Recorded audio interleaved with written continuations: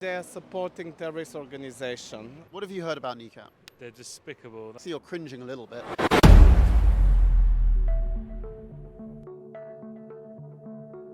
I'm outside the O2 Forum, Kentish Town, the venue from which a November 2024 video recently started circulating. In it, we appear to see the Irish rap trio Kneecap, and one of the members seemingly says, "Up Hamas, up Hizballah," all while draped in a Hizballah flag. Now, Hamas and Hizballah are both proscribed terrorist organisations here in the UK. Not long after, another video surfaced, allegedly showing a Kneecap member shouting, "Kill your local MP," during a separate live performance. The only good point is a dead point. Kill your local MP. After backlash, Kneecap issued a statement in which they said, quote, "We do not and have never supported Hamas or Hizballah." They also said that they, quote, "reject any suggestion that we would seek to incite violence against any MP or individual," claiming that the footage was taken out of context. Campaign Against Antisemitism has written to a number of major UK festivals and sponsors, urging them to cancel Kneecap's performances.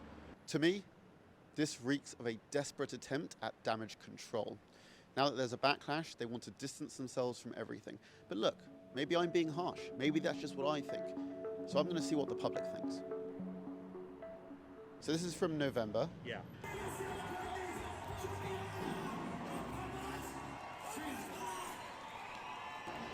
So that's the video. He's wearing the Hizballah flag. So you're cringing a little bit. What do you think of that video? Conveying the wrong message at that point. I mean, they're terror groups. They are supporting terrorist organization. I'm a Jehovah's Witness, and I think all violence is wrong. All terrorism is wrong. Do you know Kneecap? I've heard of them. What have you heard about Kneecap? They're despicable. That's what I've heard about them. It's sad because I'm a huge fan of their music. I loved their film and I was a huge fan of their cause. I studied history and studied the IRA and all of that at university. So it's been something that I was really interested in. And then I knew that they had a very pro-Palestinian stance, but then seeing the level they've taken it to with the Up Hamas, I was saying today to my whole office how upsetting that is. It's the difficulty of separating the art from the artist and where you can draw the line from that. And it's sad because I actually just deleted them from all my playlists today because I was like, that's the line for me, and that's where you can't draw it anymore. So, yeah, it is. It's really upsetting. It's always upsetting when you find out as a Jewish person that an artist you love doesn't support your existence on this planet, right? The Free Palestine stuff I have no problem with, right? I say the exact same thing, but I think the problem is when you're chanting things like Up Hamas, Up Hezbollah, you're going to have to expect people to disagree with that because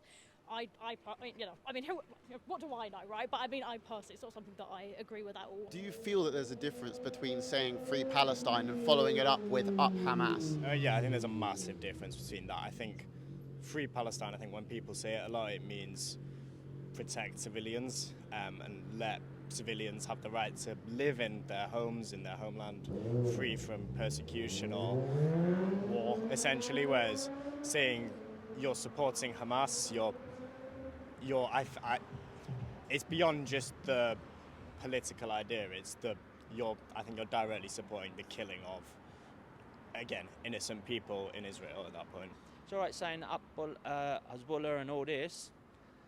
One day you could be the one getting shot or killed, you know what I mean? I feel like I really don't know enough about this issue. You know that Hamas's charter is to kill every Jew on the planet, not just ones in Israel, but us.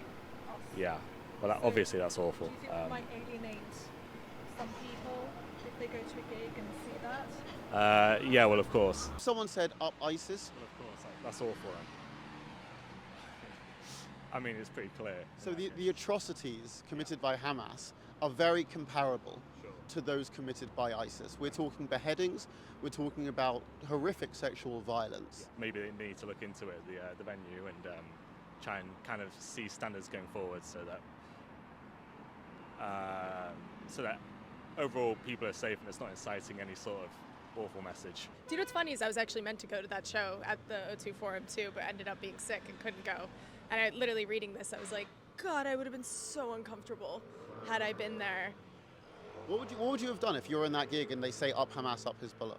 So I've actually been at a different gig earlier, like in January of last year, where something similar happened. They started, shouting some pretty crazy things, and I mean, I left because what else can you do? I was the only person I saw there that had a Star of David on or anything, and that's how I could know that I was visibly Jewish.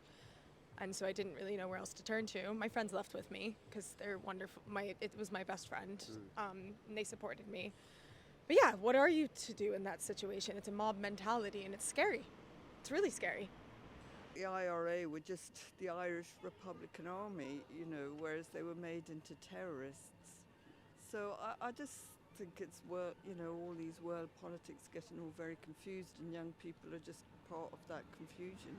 The difference between the IRA and, let's say, Hamas and Hizballah is the IRA's mission wasn't to kill every Protestant on the planet, whereas Hamas and Hizballah's mission is to kill every Jew on the planet, and that's one of the major differences between the IRA, and that's why the comparison is not the same, really. Yes, no, I get I get that, but what I mean is we all get.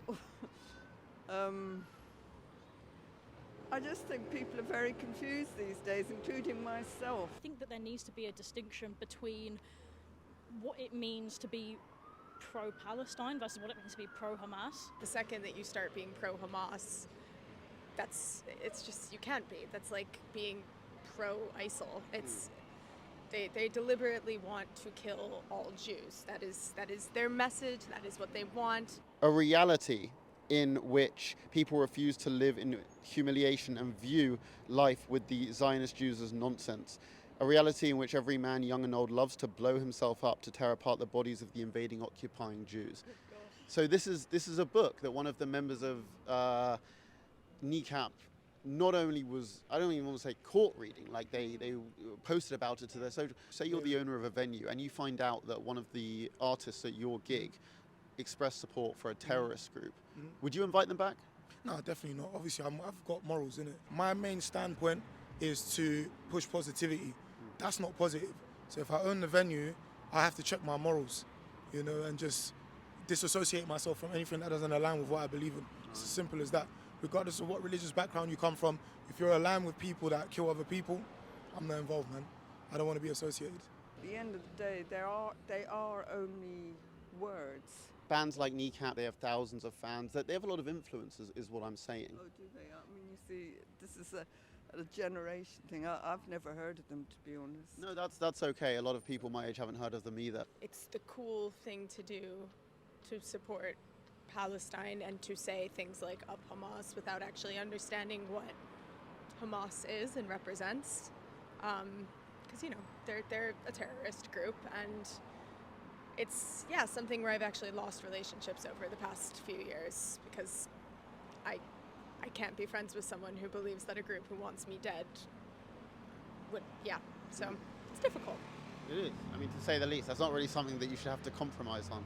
No, definitely not something I should have to compromise on. I work in the arts, and the arts seems to be really, really falling into this you cannot say anything against Palestine or Hamas headspace, and that's a scary thing. If we're having a conversation and I say something to you and only you hear it, there's an argument to say, well, that's just words. But I think it makes a difference when your message goes out to thousands of people and your message is up Hamas, up Hizballah. They actually issued a statement, and in the statement they said, we do not and have never supported Hamas or Hizballah, and we're all about love and unity.